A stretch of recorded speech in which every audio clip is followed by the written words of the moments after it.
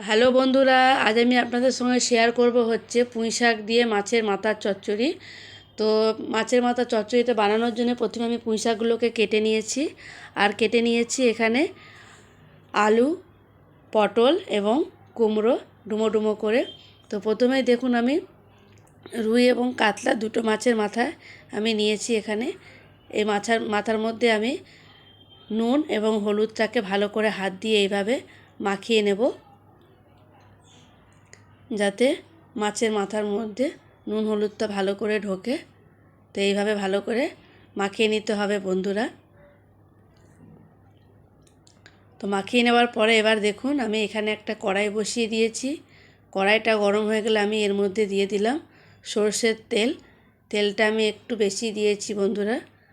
তেলটা গরম হয়ে গেছে, দেখুন ধোঁয়া উঠছে। এবার আমি এর মধ্যে মাছের মাথাগুলোকে ভেজে নেব, একটা একটা করে দিয়ে দিচ্ছি এইভাবে।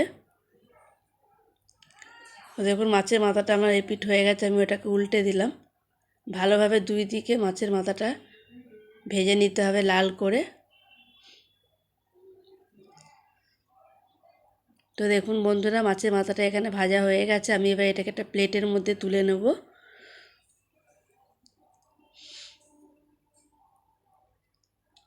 তুলে নেওয়ার পরে অন্য মাথাগুলোকেও আমি একইভাবে এখানে ভেজে নেব।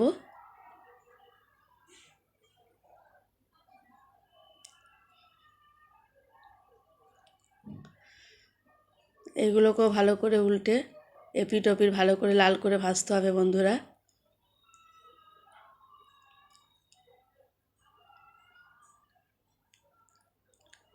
তো দেখুন ভাজা হয়ে গেছে। এবার আমি এইগুলোকেও প্লেটের মধ্যে তুলে রেখে দেব। এবার আমি এই মাছের মাথা ভাজা তেলের মধ্যেই দিয়ে দিচ্ছি হচ্ছে এখানে তেজপাতা, দু তিনটে তেজপাতা আমি এখানে দিয়ে দিলাম। আর দিয়ে দিচ্ছি এখানে কুচিয়ে রাখা পেঁয়াজ। পেঁয়াজটা দেওয়ার পরে একটু ভেজে নেব হালকা লাল করে।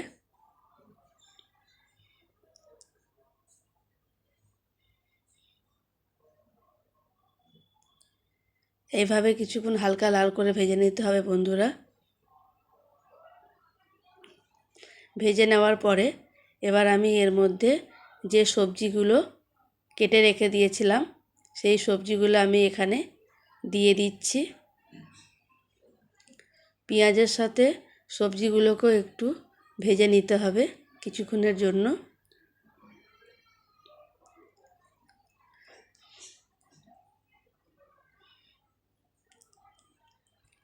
সবজিগুলো একটু ভাজা ভাজা হয়ে যাবে, তারপরে আমি তখন শাকটা দেবো বন্ধুরা। তো দেখুন সবজিগুলো প্রায় এখানে ভাজা ভাজা হয়ে গেছে। এবার আমি এর মধ্যে কেটে রাখা পুঁই শাকগুলোকে দিয়ে দিচ্ছি।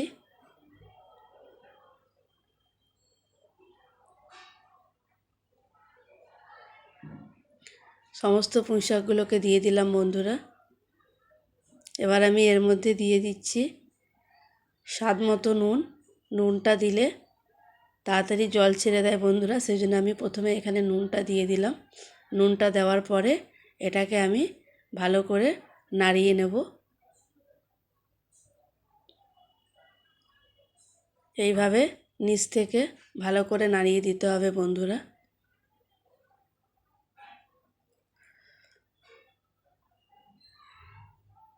কিছুক্ষণ নাড়িয়ে দেওয়ার পরে এবার আমি এটাকে একটু ঢাকনা দিয়ে চাপা দিয়ে দেব।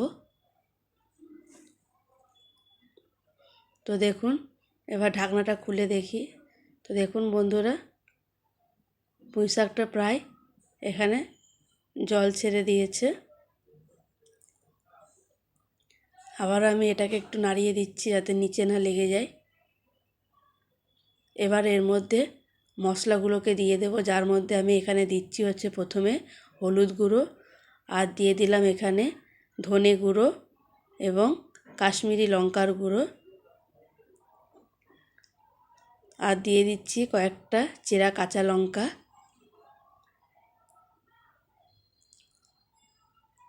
সমস্ত কিছু দেওয়ার পর আবার আমি এটাকে নাড়িয়ে দিচ্ছি।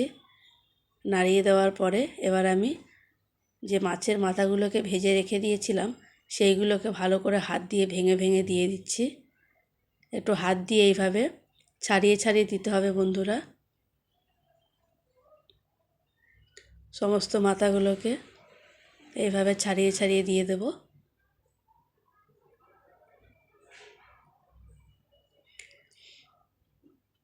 দিয়ে দেওয়ার পরে আবার আমি এটাকে একটু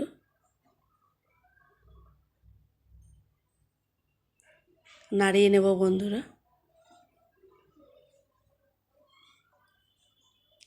এইভাবে ভালো করে নাড়িয়ে নিতে হবে।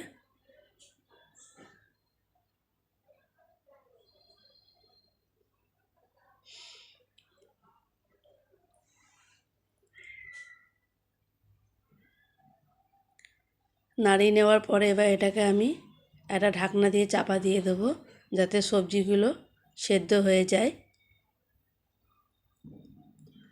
তো দেখুন বন্ধুরা, সবার লাস্টে আমি এবারে এখানে একটু চিনি দিয়ে দিলাম। যেহেতু এটা চচ্চড়ি বন্ধুরা, চচ্চড়ির মধ্যে একটু চিনি না দিলে ভালো লাগে না, তাই একটু চিনি অ্যাড করে দিলাম। আপনারা না চাইলে নাও দিতে পারেন। তো দেখুন আমার পুঁইশাকের মাছের মাথা দিয়ে পুঁইশাকের চচ্চড়ি এখানে রেডি হয়ে গেছে। আপনাদেরকে আমার রেসিপিটা কেমন লাগলো? যদি আমার রেসিপিটি ভালো লেগে থাকে তাহলে অবশ্যই আমার চ্যানেলটিকে লাইক শেয়ার করে দেবেন এবং আমাকে কমেন্ট করে জানাবেন।